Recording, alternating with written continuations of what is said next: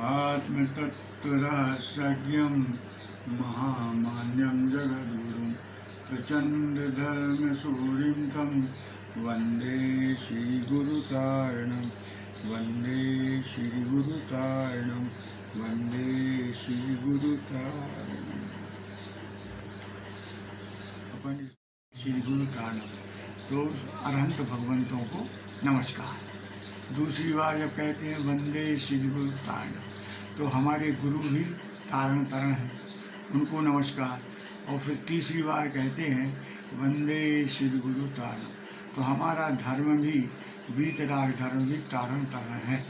इस प्रकार हम देव को, गुरु को और धर्म को और शास्त्रों को बारंबार नमस्कार करके अपनी बात शुरू करते हैं।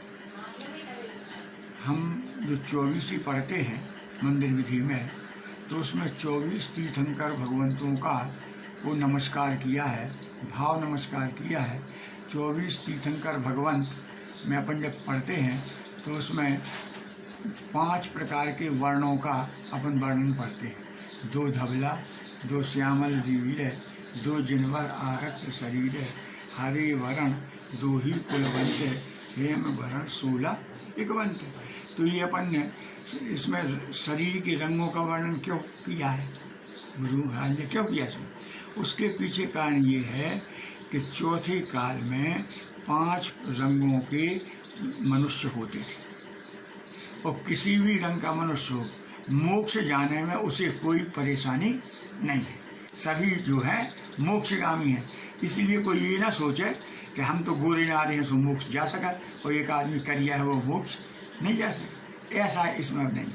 इसीलिए इसमें ऐसा अलग अलग रंगों के वर्णन करके ये समझा दिया गया है कि मनुष्य के शरीर का माने कोई इसमें विघ्न नहीं है कि वो किस रंग का है, कितनी ऊंचाई है, कितनी अवगाहना उसकी, इससे कोई प्रयोजन नहीं।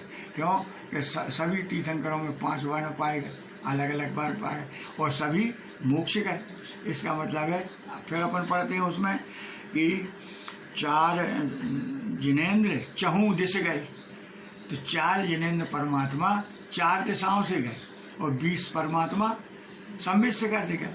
तो इसमें एक भाव समझ में आता है कि जैसे अपन व्यवहार मूर्ता कहते हैं कि भैया इस दिशा में मत जाओ, इसमें जाने से अशुभ होगा, इसमें जाने से, तो ऐसा कुछ भी शुभ अशुभ नहीं होता।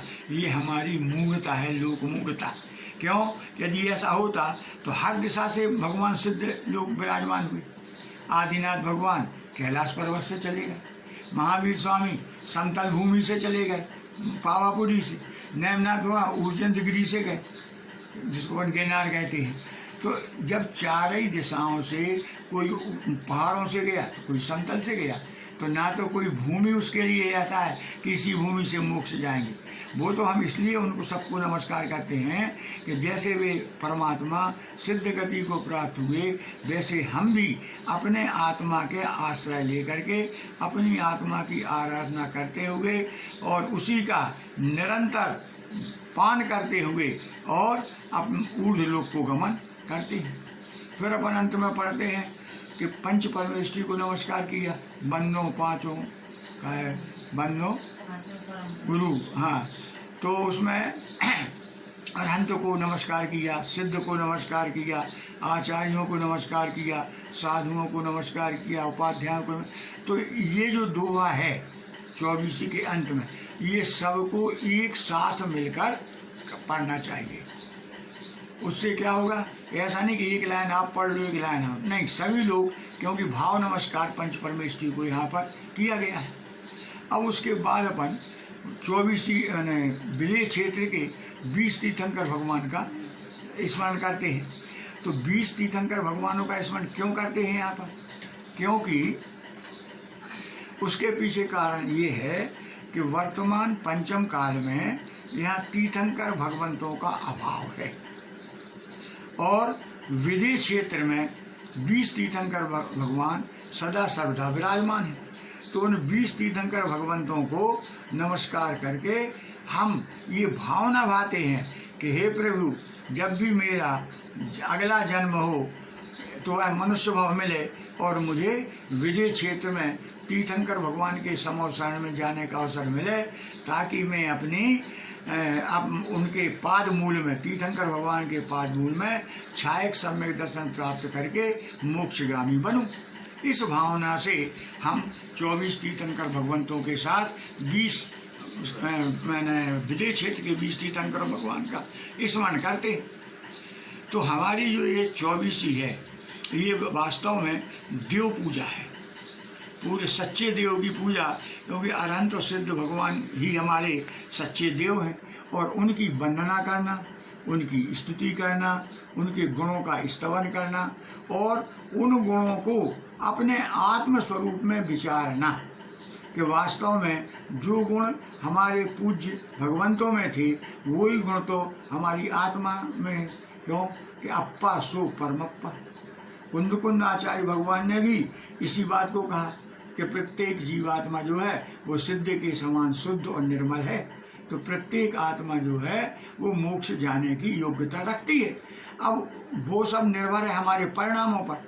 हमें यदि अपने स्वरूप को पहचान लें और भेद विज्ञान करके, तत्व का निर्णय करके सम्यक दर्शन प्राप्त कर लें, तो हम भी मोक्ष मार्गी बन सकते हैं। तो ये प्रेरणा हमें मंदिर विधि रोज देती है कि हम रोज मंदिर विधि करें और ये प्रेरणा ग्रहण करें कि जैसे उन अनंत सिद्ध परमात्माओं ने, उन आचार्य परमेष्ठियों ने अपना मार्ग बनाया, उसी प्रकार हम भी निःशुद्धात्मा का आश्रय करके अपना मोक्ष मार्ग बनाएं। यही सद्गुरु की मंगल देशना हम सभी को है। बोलो गुरु महाराज की जय।